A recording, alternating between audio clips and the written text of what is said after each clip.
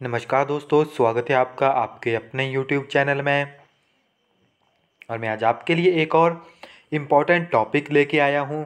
तो आज का जो हमारा टॉपिक है वो है NCTE, national council of teacher education. काफ़ी इम्पॉर्टेंट एजेंसी है, टीचर्स के लिए वर्क करना इनका मेन काम है।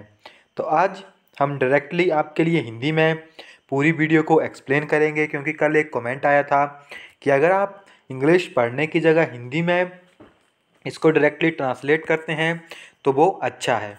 तो चलिए आज न्यू वे में आपके लिए वीडियोस पेश करते हैं, बट थोड़ा थोड़ा यहाँ पे पढ़ना भी पड़ेगा, क्योंकि जो इम्पोर्टेंट लाइंस हैं वो सभी के लिए बेनिफिशियल है। तो सबसे पहले चलते हैं कि कब आया था आपके पास। The council was formed in 1973 by government of India. इसको किसने लॉन्च किया था? गवर्नमेंट ऑफ इंडिया ने 1973 में आपके पास। Okay. And the secretary of NCT was located in New Delhi. और जो एजेंसी है आपके पास, इसका सेंटर कहाँ पे है? न्यू दिल्ली में।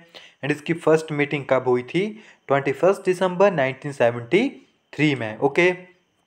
It was given statutory status in 1988 in view of the need of maintaining and developing standard in teacher education, and 1988 में इसे फॉर टीचर्स के लिए डेवलप किया गया था कि अब ये टीचर्स के लिए काम करेगी कि टीचर्स का स्टैंडर्ड किस तरह से ऊपर उठाया जाएगा। ओके। अब नेक्स्ट बात आती है मेंबरशिप की, कि इसमें कौन कौन से मेंबर्स होते हैं NCTE में। तो इसमें आपके पास 41 मेंबर हैं। अब कौन कौन से मेंबर हैं? फर्स्ट है आपके पास प्रेसिडेंट। वो कौन होगा आपके पास?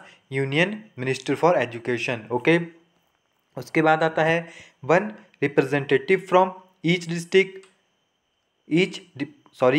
From each state department of education, यानी एक रिप्रेजेंटेटिव जो है वो हर एक डिपार्टमेंट से होगा। ओके, जो कि एजुकेशन से रिलेटेड है। फिर आपके पास रिप्रेजेंटेटिव आएंगे, फिर आपके पास यहाँ पे CAPE का एक होगा, फिर आपके पास प्लानिंग कमीशन का होगा, फिर आपके पास Indian council for teacher education से रिलेटेड होंगे, NCERT से रिलेटेड होंगे, एजुकेशन सेक्रेटरी से रिलेटेड होंगे। फिर आपके पास बात आती है एक्सपर्ट्स की, कि एक्सपर्ट भी जरूरी है वहाँ पे। फिर आपके पास टर्म आती है person to be nominated by president of the council member secretary. तो 41 मेंबर्स इस तरह से आपके पास यहाँ पे पूरे हो जाएंगे। नेक्स्ट इसमें चलते हैं फंक्शन, जो कि काफ़ी इंपॉर्टेंट है। तो इसके क्या क्या फंक्शन थे?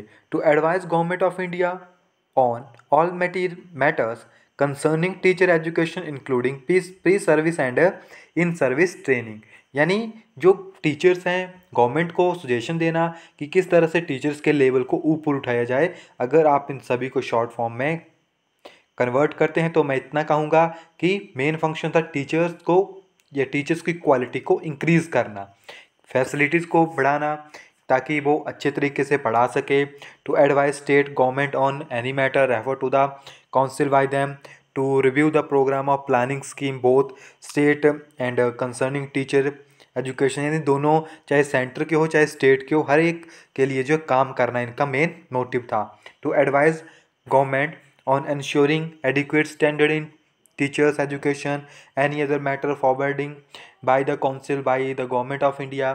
तो यहाँ से आप इजीली समझ सकते हैं कि जो NCT है उसका मेन मोटिव क्या था। अब नेक्स्ट आती है स्टैंडिंग कमेटी। अब स्टैंडिंग कमेटी किस किस डिपार्टमेंट के लिए बनी थी?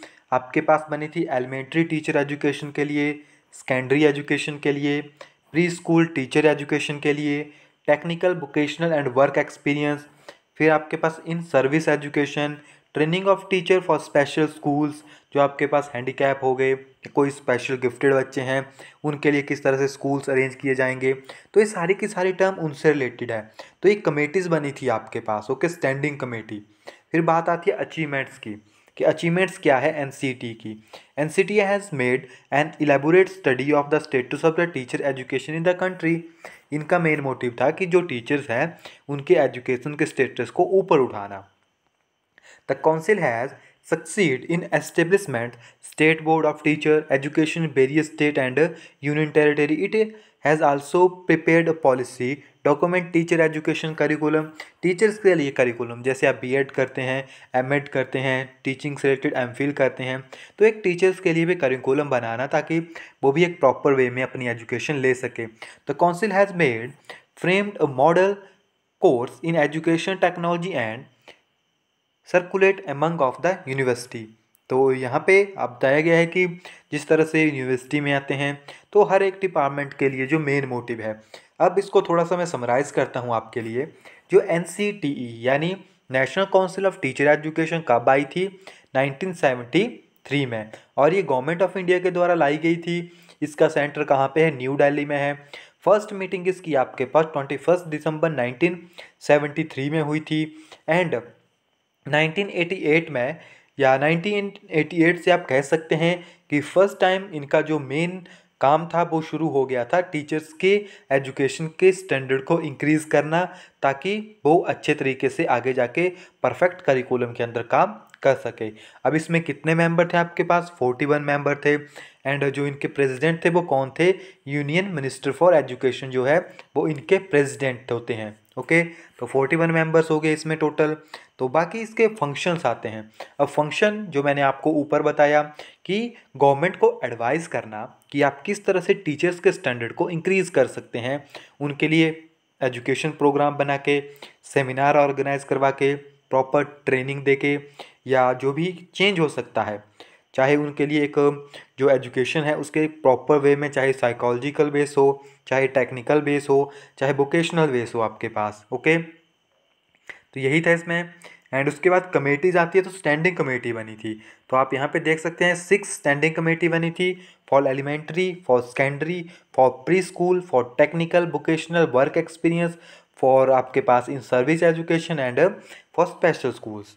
एंड उसके बाद अचीवमेंट्स आती है, तो ये तो आपके पास नॉर्मल सी है सारी की सारी, यहाँ से काफ़ी कम पॉसिबिलिटी है क्वेश्चन बनने की, बट आपको हर एक डिटेल के बारे में पता होना चाहिए क्योंकि काफ़ी टाइम है आपके पास पढ़ने के लिए। टेस्ट का भी कोई अता पता नहीं है, बट चलिए देखते हैं कब तक टेस्ट आता है। एंड इस वीडियो में इतना ही है गाइज, मिलते हैं नेक्स्ट वीडियो में, तब तक के लिए thank you, have a nice day.